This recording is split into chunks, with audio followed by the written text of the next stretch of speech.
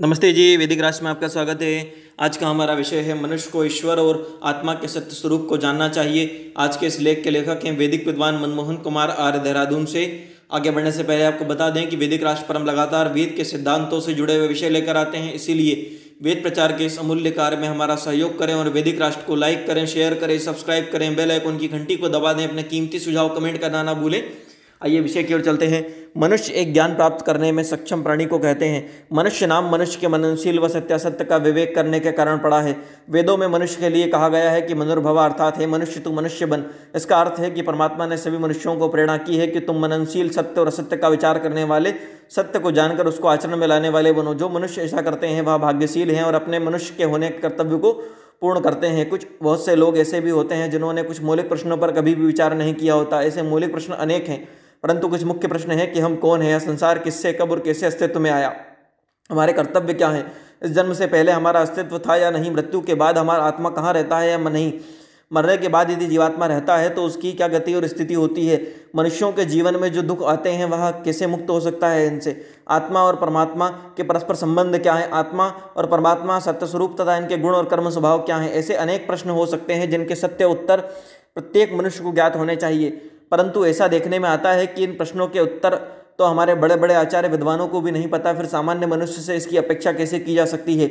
ऐसा नहीं है कि इन प्रश्नों के उत्तर विद्यमान सुलभ नहीं है। इन प्रश्नों के सत्य यथार्थ उत्तर मत मतांतरों के ग्रंथों में या तो नहीं है, यदि हैं तो अविद्या से युक्त और भ्रम उत्पन्न करने वाले हैं। ऐसे कुछ प्रश्नों के उत्तर जानने के लिए ही ऋषि दयानंद ने लगभग 1846 में अपना पितृगृह छोड़कर सत्य का अनुसंधान किया। लगभग 17 वर्षों के तप, पुरुषार्थ, अध्ययन, खोज, योगाभ्यास, वेद वेदांगों के अध्ययन सहित इन प्रश्नों पर जीवन की प्रायः सभी शंकाओं के उत्तर जानने में वह समर्थ हुए थे। उन्होंने ज्ञान विद्या योगाभ्यास से न केवल आत्मा परमात्मा सृष्टि विषयक प्रश्नों के उत्तरों को जाना था, अपितु आत्मा परमात्मा का साक्षात्कार भी किया था। विद्या प्राप्त कर ईश्वर का साक्षात्कार कर वह निभ्रांत हुए थे। अपने कर्तव्यों को जानकर उन्होंने देश और समाज से अविद्या और अज्ञान, मिथ्या विश्वासों को दूर कर समाज को सत्य विद्याओं से युक्त करने का संकल्प लिया था, जिसे उन्होंने अपूर्व रीति से वेद प्रचार, ग्रंथ लेखन, शास्त्रार्थ, समाज सुधार, अंधविश्वास, कुरीतियों के उन्मूलन आदि कार्यों को करके पूरा किया। जब हम विचार करते हैं तो पाते हैं कि महाभारत युद्ध के बाद वेदों के विलुप्त होने व ऋषि परंपराओं के समाप्त होने के कारण देश में अविद्या का प्रसार हुआ था। इसी कारण से देश में अविद्या और अंधविश्वासों सहित सामाजिक कुरीतियों का प्रचार हुआ।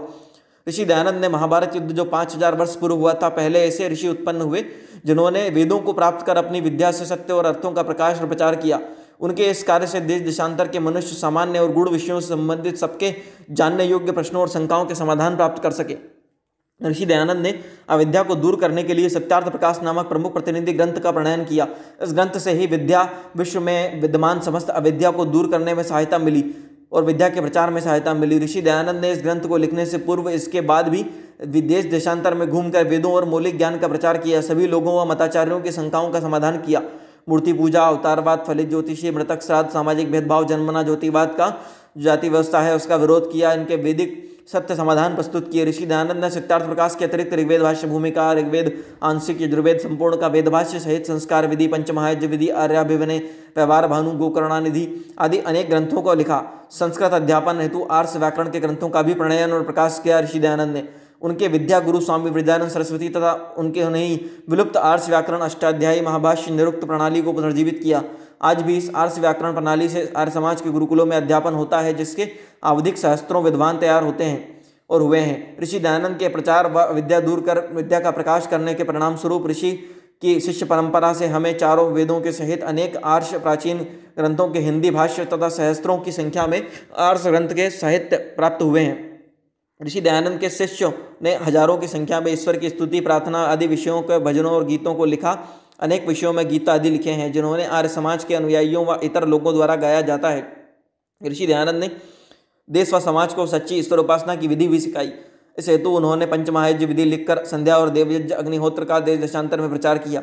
आज भी देश देशांतर में उनके अनुयायी प्रतिदिन संध्या व देवयज्ञ सहित पंचमहायज्ञों को करते हैं, जिससे समाज में सात्विक विचारों की वृद्धि, वातावरण एवं पर्यावरण की रक्षा होती है। सबसे महत्वपूर्ण बात है कि ऋषि दयानंद के कार्य और विचारों से हम मनुष्यों के जानने योग्य सभी दुर्लभ महत्वपूर्ण प्रश्नों के सत्य उत्तरों का समाधान प्राप्त हुए हैं। उनका दिया हुआ ज्ञान मनुष्य जाति की सबसे बड़ी संपदा है। यह सत्य है कि धन और संपदा का महत्व होता है, इससे कोई भी इंकार नहीं कर सकता, परंतु यह भी सत्य है कि मनुष्य के लिए सत्य, ज्ञान और विद्या से बढ़कर कोई पदार्थ नहीं है। यह अमूल्य अमृत तुल्य सत्य ज्ञान यदि महाभारत युद्ध के बाद किसी एक महापुरुष और विद्वान से मिलता है तो वह केवल महर्षि दयानंद सरस्वती ही हैं। उनकी शिष्य परंपरा के विद्वानों ने भी उनके ज्ञान की व्याख्या विस्तार देश व समाज की प्रशंसनीय सेवा की है करके। अतः देश ऋषि दयानंद व मानव जाति सहित देश व समाज की उन्नति में अपूर्व योगदान, सर्वाधिक योगदान उन्होंने दिया है। उनकी सभी मान्यताएं वेदों पर आधारित होने के कारण साथ ही साथ आधुनिक परिप्रेक्ष्य में भी प्रासंगिक और सर्वाधिक उपयोगी है। इनके मार्गदर्शन लेने और इनको अपनाने से मनुष्य की सर्वांगीण उन्नति होती है। इससे मनुष्य धर्म, अर्थ, काम और मोक्ष को प्राप्त होते हैं। मनुष्य क्या है, इस प्रश्न पर विचार करने से विदित होता है कि मनुष्य एक मननशील प्राणी है। जीवित मनुष्य का शरीर एक सत्य चेतन अल्पज्य जीवात्मा जड़ प्राकृतिक पदार्थों से निर्मित शरीर का अद्भुत संयोग है जो अपौरुषेय सत्ता ईश्वर द्वारा प्रदान किया जाता है। ईश्वर एक सत्य चेतन आनंद स्वरूप सत्ता है। ईश्वर निराकार, सर्वज्ञ, सर्वशक्तिमान, न्यायकारी, दयालु, अजन्मा, निर्विकार, अनादि, अनुपम, सर्वधार, सर्वेश्वर, सर्वव्यापक, अंतर्यामी, अजर, अमर, अभय, नित्य, पवित्र है। इस स्वरूप वाले ईश्वर से ही हमारी यह सृष्टि बनी है, उसी के द्वारा इसका पालन हो रहा है। सभी चेतन अल्पज्य एकदेशी सत्ता जीवात्माओं के लिए पिता और स्वामी के तुल्य है। जीवात्माओं को सुख और मोक्ष प्रदान करने में सहायक होने के लिए वह जीवों के लिए सृष्टि की रचना और पालन करते हैं। जीवात्मा का स्वरूप सत्य चित्त एकदेशी अल्पज्य ससीम जन्म मृत्यु को प्राप्त होने वाली, कर्म करने में स्वतंत्र, फल भोगने में परतंत्र सत्ता है। आत्मा अनादि, नित्य, अमर और अविनाशी है। अनादि काल से इसका जन्म और पुनर्जन्म का चक्र निरंतर चल रहा है। मोक्ष पर्यंत जीवात्मा का जन्म मृत्यु क्रमशः होते रहते हैं। जीवात्मा के कल्याण के लिए सृष्टि के आदि में परमात्मा वेदों का ज्ञान देते हैं। यह वेद ज्ञान भी अपने मूल स्वरूप में उपलब्ध है, सुलभ है। परमात्मा का दिया वेद ज्ञान सब सत्य विद्याओं का पुस्तक और ग्रंथ है। इससे मनुष्य को अपने सभी कर्तव्यों का बोध होता है। निषिद्ध कर्मों का बोध भी वेदों में कराया गया है। वेदों को शुद्ध विचारों वाला, शुद्ध अन्न भोजन का सेवन करने वाला होना चाहिए मनुष्य को। इसी से आत्मा, मन और बुद्धि की उन्नति होती है। मांसाहार सर्वथा त्याज्य और निंदनीय है। इससे मनुष्य की आत्मा का पतन होता है। सभी मनुष्यों का कर्तव्य है कि वेदों व वैदिक मान्यताओं का अध्ययन और स्वाध्याय करें। ऋषियों की मान्यता है कि मनुष्य को प्रतिदिन नियमित रूप से सद्ग्रंथों का स्वाध्याय कर अपना ज्ञान बढ़ाना चाहिए। ऐसा करने से हमारी सभी शंकाओं का स्वतः समाधान हो जाता है। सभी मनुष्यों को महर्षि दयानंद का जीवन चरित्र भी पढ़ना चाहिए। इससे भी जीवन की उन्नति होती है, प्रेरणा मिलती है और अनेक लाभ प्राप्त होते हैं। सत्यार्थ प्रकाश ग्रंथ का स्वाध्याय तो सभी मनुष्यों को अनिवार्य रूप से करना चाहिए। इससे अध्ययन करने से मनुष्य की ईश्वर, जीवात्मा, प्रकृति, कर्तव्य, अकर्तव्य, जीवन के उद्देश्य, उपासना आदि शंकाएं दूर हो जाती हैं। मनुष्य की आत्मा की उन्नति होकर योगाभ्यास आदि कर मनुष्य मोक्ष तक प्राप्त हो सकता है। अतः मनुष्य जीवन के सभी उचित कार्यों को करते हुए मनुष्य को वेदादि ग्रंथों के स्वाध्याय तदानुकूल आचरण कर अपने जीवन को उत्तम और आदर्श बनाना चाहिए। यह सत्य है कि वेद वेदानुकूल ग्रंथों सहित ईश्वर उपासना के अध्ययन से ईश्वर, जीवात्मा सहित इस सृष्टि का सत्य स्वरूप जाना जाता है। अतः संसार को वेदों और वैदिक साहित्य एवं सत्यार्थ प्रकाश की शरण में आना चाहिए। इसी से विश्व और मानव जाति का कल्याण होगा। ओम। प्रस्तुत लेख के लेखक हैं वैदिक विद्वान मनमोहन कुमार आर्य, देहरादून से। आगे बढ़ने से पहले आपको बता दें कि वैदिक राष्ट्र पर हम लगातार वेद के सिद्धांतों से जुड़े हुए विषय लेकर आते हैं। इसीलिए वैदिक राष्ट्र को लाइक करें, शेयर करें, सब्सक्राइब करें, बेल आइकन की घंटी को दबा दें और अपने कीमती सुझाव कमेंट करना ना भूलें। धन्यवाद।